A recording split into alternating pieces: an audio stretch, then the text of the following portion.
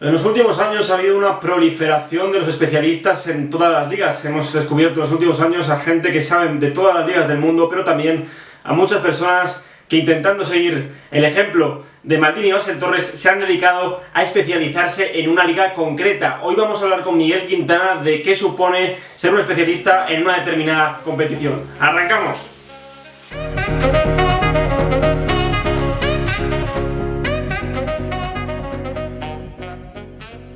¿Qué tal? Bienvenidos y bienvenidas a todos y a todas a un nuevo vídeo de fútbol francés. Antes que nada, dale a la campanita aquí, suscríbete para estar informado de todo lo que rodea al fútbol galo. Precisamente hoy quiero exponeros o hacer un nuevo vídeo, como hicimos con Carlos Sánchez Blas, de fútbol. Hoy hablamos de periodismo y nuevas tecnologías y hablaremos con un especialista en Liga Española y que es uno de los mejores comunicadores actuales de España, que es Miguel Quintana, que tiene también un canal de YouTube en el que habla sobre todo de Liga Española, pero también de muchas otras ligas, pero queremos centrarnos hoy y focalizar el vídeo en el especialista de una liga determinada. Yo, pues bueno, me considero, entre comillas, especialista de fútbol francés y también, como yo, hay otros casos como el de Italia con Soy Calcio o la media inglesa en Inglaterra, y hoy vamos a preguntarle a Miguel, que para mí es, además de analista de fútbol en general, especialista en fútbol español, qué supone ser especialista en una determinada competición. Así que sin más dilación, vamos a hacer esa charla. Pues hoy seguimos con la sección, como hemos dicho en la introducción, y teníamos que traer a un invitado de lujo, no teníamos que obviarle a él. Bienvenido al canal después de mucho tiempo, porque fuiste de los primeros en aparecer por aquí y últimamente no habíamos contado contigo por el tema este del coronavirus. Evidentemente, la cuarentena nos ha alejado un poquito a todos, pero bueno, podemos aprovechar lo que es Skype para acercarnos un poquito más. Bueno, pues hoy quería contar en esta sección que estoy haciendo de hablando con periodistas sobre el periodismo deportivo y la evolución de las nuevas tecnologías, sobre la figura del especialista en una liga determinada, no en general, en especialistas en Sí. una liga determinada. Tú, a pesar de cubrir todo el fútbol, eres especialista, más que en otras ligas, en Liga Española. Sí. Y te voy a plantear la primera pregunta, porque creo que yo cuando llegué a Twitter a principios de 2010, pues uno tiene un paradigma, ¿no? Que es, llega a Twitter creyendo que sabe más de fútbol que nadie, pero se encuentra con una competencia bestial, con una competencia increíble, y yo creo que a partir de ahí la gente, pues obviamente tiene que hacer una segmentación e intentar ir a lo que más le gusta y mejor sabe, ¿no? Sí, o sea, yo creo que es una forma rápida y directa de diferenciarte, ¿no? Al final, la especialización conlleva o te permite poder marcar la diferencia en según qué sentidos. Yo creo que a nivel futbolístico es muy posible porque al final hay fútbol a todas horas, en todas las latitudes, siempre hay intereses que terminan confluyendo. Y en este sentido tú elegiste el fútbol francés, que no solo está cercano del español, a nivel evidentemente geopolítico y demás, geográfico, sino también incluso futbolístico, por intereses como los de Monchi, que siempre se fija en el fútbol francés. Entonces al final, pues tú lo vives cada verano, cuando el Sevilla, cuando el Betis comienzan a interesarse por futbolistas franceses, recurren a alguien que los conozca de verdad y que no sea el momento justo antes de que sale el nombre cuando tienen constancia de él o que le han visto apenas un par de partidos. A mí me parece interesante, lo que para que hay que entender que no todas las ligas te van a permitir eso. El fútbol español puede tener relación con el francés, con el inglés, con el alemán, con el italiano, pero a partir de ahí, cuanto más alejado estés de ese gran foco, más complicado te va a costar llegar a la gente, que al final es el objetivo de un periodista. Claro, porque es la siguiente pregunta, te iba a plantear, porque esto no es ni mejor ni peor, pero claro, si te especializas en una liga y que no es top, obviamente, igual no tiene ese tirón en España, ¿y qué es mejor? Es verdad que esto es una pregunta un poco subjetiva, pero especializarse o es mejor también tratar un poco todo como en el mundo del periodismo en general, porque claro, no es lo mismo saber solo de derecho constitucional, pongo el ejemplo de derecho, que de derecho civil, derecho constitucional, derecho penal y en general un poco de todo, ¿no? A ver, yo esto lo comentaba en su día con David Fernández de Radio Marca, y hacíamos la diferencia, él la hacía y estoy totalmente de acuerdo, de que hay matices entre si es una persona que como hobby ve el fútbol, yo que sé, estonio, y tiene un blog del fútbol estonio y comienza a partir de ahí, a un periodista que va a querer vivir de su trabajo y de su contenido, y su contenido es el fútbol estonio, que no genera demasiado interés, y si no genera demasiado interés, no genera el dinero suficiente para que pueda vivir de ello. Yo creo que hay que diferenciar en ese sentido. Si es un tema periodístico, al final va a ser muy complicado que tú tengas un nicho y una comunidad alrededor de un foco tan pequeñito y tan poco relevante para el aficionado español. Como tú dices, no está ni bien ni mal. Yo creo que eso hay que tenerlo en cuenta, porque muchas veces es que pasa hasta en el fútbol español. El Madrid, el Barça interesan mucho, el Atleti también, el Valencia, Sevilla ya interesan un poquito menos, y cuando bajas de ahí interesan bastante menos. Es que hay que tenerlo en cuenta, para bien o para mal es lo que hay. Pues ahí la decisión del periodista de cómo enfocar su contenido y de qué tipo de periodista quiere ser. Yo creo que todos tienen cabida, todos tenemos cabida, pero sí que es verdad que en los medios más convencionales me parece más fácil que sobreviva una persona que conozca a nivel medio al United, al Milan, al Madrid, al Barça, al Ajax y a, yo qué sé, y al Bayern de Múnich, que el que conozca muy bien a todos los equipos de la Liga de los Países Bajos, por citar un ejemplo. Sí, sí, totalmente de acuerdo en eso que me has comentado. Bueno, y otro tema a debatir es que en los últimos años, claro, tenemos como toda la gente joven de estas generaciones que le gusta mucho el fútbol internacional o el fútbol en general, tenemos como referentes a Axel Torres y Maldini, claro. Y cuando llegamos a una red social para hablar de fútbol, para intentar darnos a conocer, intentamos rápidamente emularles y abarcar todo cuando está demostrado que es imposible seguir todas las ligas. ¿Crees que esto es un error también en el aficionado o el que se está formando como joven periodista, de querer tener como ejemplos a referencias que han sido pioneras en lo suyo, pero que no es un caso excepcional, a no intentar ir poco a poco en la medida de lo posible? Sí, en cuanto a ritmo, desde luego. O sea, tú no puedes llegar a Twitter o a lo que sea e intentar ser Maldini o ser Axel Torres, pero ya no solo de un punto de vista de conocer, o sea, de conocimiento futbolístico, sino mismamente de capacidad comunicativa. O sea, no, es como si yo llego mañana a un país cuyo deporte tradicional es el balonmano, me pongo a jugar e intento ser como Karabatic. Pues no tiene sentido. Yo creo que hay que entender el proceso, hay que tener paciencia y hay que ver que Axel y Maldini, para haber conseguido esto, no solo están currando ese partido en concreto o esa temporada en concreto, sino que tienen un bagaje muy amplio, y que los resultados que obtienen a nivel, pues, de seguimiento, de repercusión, también es consecuencia del trabajo que han podido hacer hace 10, 15 años.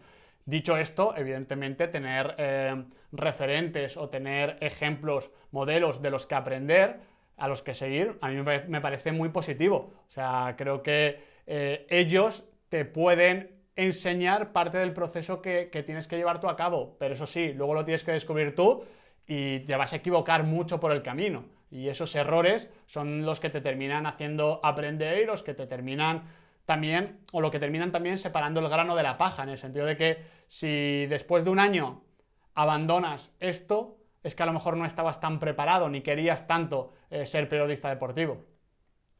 Sí, porque esto es un camino de muchas horas y tampoco hay algo empírico que te diga que por muchas horas que le dediques es como el fútbol. Por muchas horas que le dediques no hay un análisis empírico que te diga que vas a llegar a un medio grande por dedicarle más horas que otro. Claro, en realidad no hay nada empírico en la vida a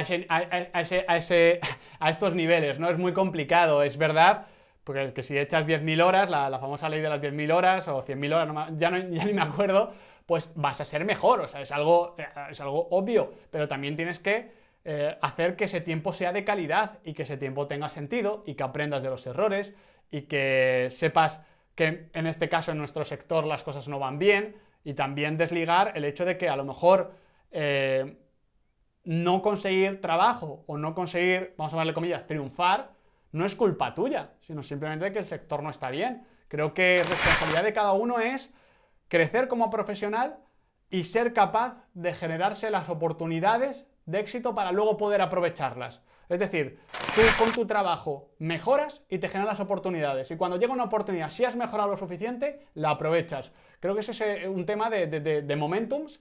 Y para los momentums, esos días clave, tienes que estar muchos trabajando en los que evidentemente no te ven o no te salen las cosas bien o no te apetece tanto. Claro, estoy de acuerdo en la última apreciación. Y vamos ya un poquito con redes sociales. Vamos a hablar de Twitter un poco, ¿no? Porque nosotros, quieras o no, la explosión de Twitter nos ha ayudado bastante a estar donde estamos, entre comillas, ¿no? Y claro, ¿crees que hoy en día, si no tienes Twitter y si no te das a conocer, es mucho más complicado llegar a algo importante que sin las redes, que sin el Twitter? Yo creo que sí, que es más complicado y además también estás dando o sea, estás dando la espalda a una realidad, ¿no? Dicho esto, no creo que Twitter per se te haga mejor o peor periodista, pero evidentemente si tú quieres, o sea, en el periodismo actual, si no tienes ningún tipo de repercusión, de impacto, de proyección en Internet, me parece muy complicado o al menos me parece más complicado que puedas llegar donde tú quieres. Evidentemente, caminos hay de todo tipo. Yo creo que Internet no es un oasis, que Internet no es la respuesta a todo, igual que no lo es Twitter.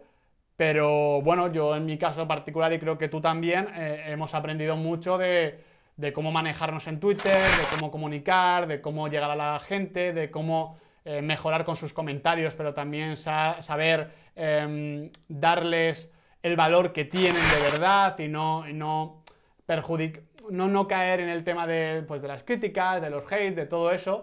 Yo creo que eso es importante y que te hace mejor comunicador. No sé si mejor periodista, pero sí mejor comunicador.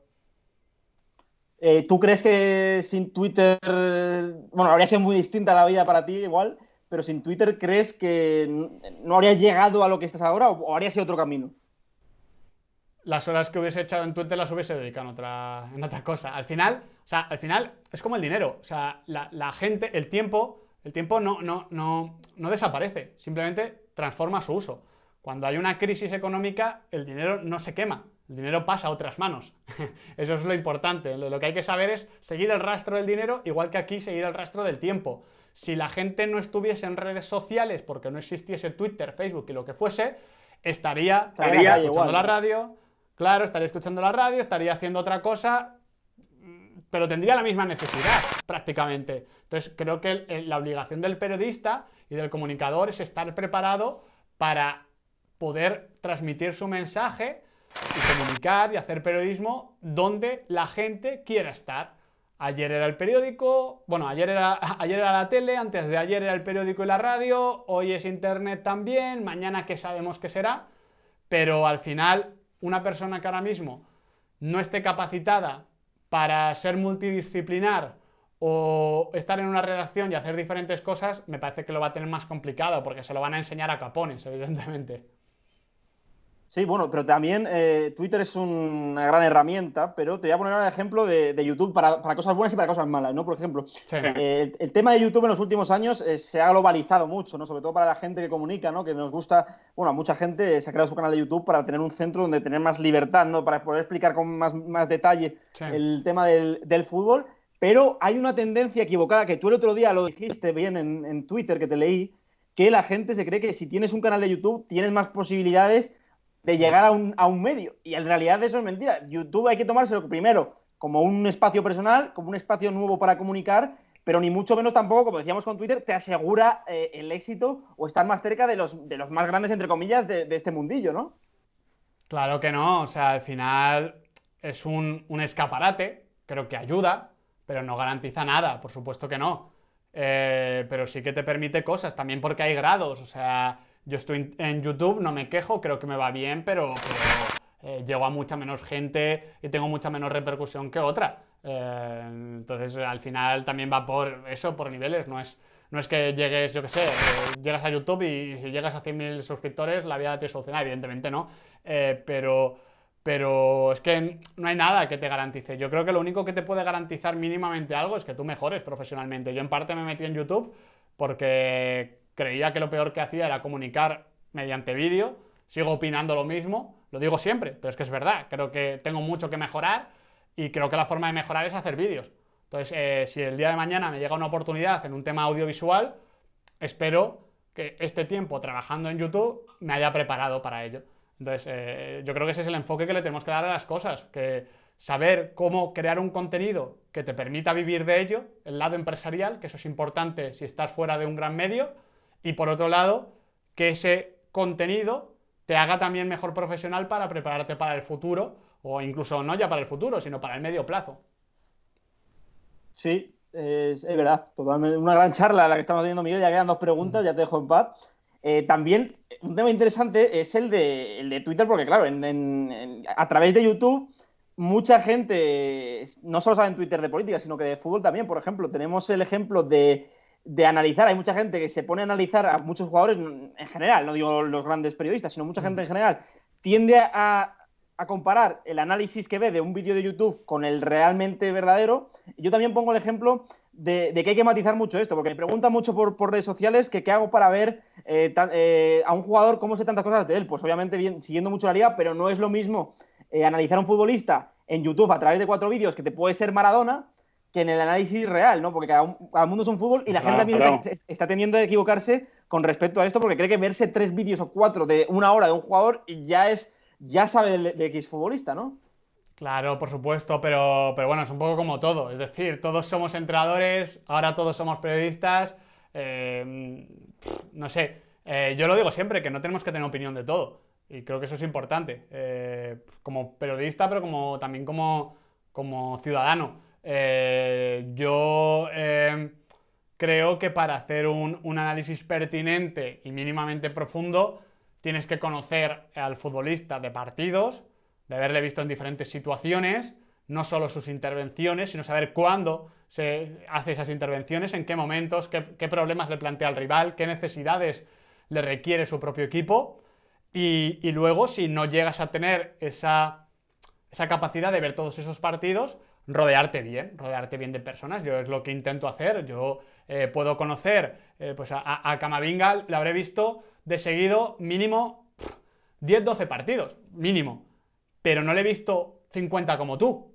Entonces, si quiero hacer un vídeo sobre Camavinga, intento hacerlo contigo, porque yo tengo mi contenido, pero creo que el tuyo va a ser más profundo y más completo. Al final es un poco de eso, lo que parece que todos tenemos que tener una opinión y que encima esa opinión se la tenemos que imponer al otro. No sé, me parece un poco raro. Yo creo, tú y yo, por ejemplo, tenemos opiniones parecidas sobre Camavinga, pero también algunas visiones diferentes sobre su rol, sobre dónde podría jugar, cuál puede ser su futuro. Pues ya está. Eso no significa que tú no lo hayas visto, o que yo no lo haya visto, o similares, que es lo que muchas veces dicen de no sé qué partido estás viendo, o no sé a qué jugador has visto. Pues joder, pues al mismo que tú, simplemente opino diferente. No sé, yo creo que, claro, primero hay que quitarle un poquito de ego a la cuestión, que me parece muy importante, es quitarle ego, y luego tener en cuenta que una opinión diferente no es una opinión que te agreda, no es una opinión que vaya contra ti, simplemente es una opinión diferente.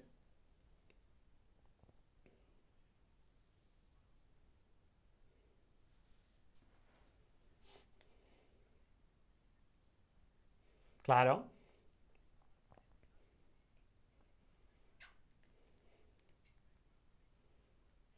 claro. Vamos con la última pregunta. Totalmente. Totalmente, ¿no? Te decía que incluso eso te puede servir como alerta, en el sentido de si alguien lees eso, pues los siguientes partidos te vas a estar fijando a ver si es así o a ver si no. Así que eso me parece interesantísimo y que es lo que mejor que tiene Twitter, aprender de todo, de todos. Bueno, cuando dije que te iba a traer al canal y a varios periodistas, me preguntaron varios chavales jóvenes que me siguen, seguramente sean también seguidores tuyos, nos hayas ahí enviado. ¿Qué les dirías a los jóvenes que están en proceso de dedicarse a esto? Porque yo lo que les quiero decir siempre es que sean ellos mismos, que vayan a lo que más les gusta y que intenten ahí pues ser el mejor en lo suyo, intentar también aprendiendo de más, pero que intenten ahí con pasión y con dedicación, intentar ser el mejor en lo suyo. Sí, la mejor versión de sí mismo. Yo creo que es lo más importante. Yo aspiro a ser mi mejor yo y no el mejor periodista. Además de eso, creo que hay que hacer entender a la gente que no todas las situaciones son posibles. Esto de eh, fracasa hoy, fracasa mañana, fracasa pasado, pues a lo mejor una persona no puede fracasar 3 veces. O sea, estos lemas de coaching empresarial, de wow, yo es que cerré 3 empresas antes de acertar con esta, voy a creer que es que tú tienes dinero de papá y tienes una situación muy buena. Entonces, claro, ahí puedes fracasar 4 veces. Ok. A lo que voy con esto, que no me parece mal, es que tú sepas cuál es tu situación. Mi situación, yo no tenía el respaldo del dinero, pero sí tenía la capacidad de poder invertir más tiempos de lo normal en formarme, en estar en un proyecto que no generaba un gran retorno económico y no tener que dar dinero a casa. Si lo hubiese tenido, si yo con 19 años entiendo que tengo que traer ya dinero a casa, ahora mismo no estaría haciendo esto, porque hubiese tenido que cubrir otras obligaciones. Entonces me parece importante a la gente decirle que esto es un camino largo y que para poder emprender ese camino largo es mejor que no tengas necesidades a corto plazo, porque este sector va mal, porque este sector cuesta mucho llegar e incluso cuando llegas las condiciones no son las apropiadas. Dicho todo esto, que me parece fundamental, luego también hablaría de la resiliencia, que es el tema de la capacidad para no caer y no cambiar por los efectos de tu alrededor. Creo que eso es muy importante, porque si no, el riesgo es que quieras quemar etapas, como decíamos al principio, muy pronto, y que como no estás llegando a la gente, te vuelvas más sensacionalista, busques hacer peor las cosas, pero porque generan más atracción, etc, etc, etc. Que cada uno encuentre su camino, que cada uno se encuentre su voz y sea honesto desarrollando su profesión, pero teniendo en cuenta que esto es una maratón y no un sprint. Un buen guiño a Marcelo Bielsa con la resiliencia, que esa frase yo conocí el significado en una rueda de prensa que dio con el Marsella hace unos años. Bueno, Miguel, muchas gracias por esta gratificante charla. Ha sido un placer aprender de uno de los mejores, de uno de los referentes para mí del periodismo deportivo. Y bueno, ya dejo ya de pelotear. Estás invitado cuando quieras a este canal y muchísimas gracias por pasarte por aquí. Un verdadero placer, tío, y nada, a seguir haciendo contenido que más en estos momentos es importante. Os dejamos aquí el canal de Miguel Quintana para que os suscribáis. Yo creo que están todos suscritos ya a tu canal, casi todo el mundo. Y también suscribiros al canal y darle a la campanita para estar informado de todo el fútbol francés. Un fuerte abrazo.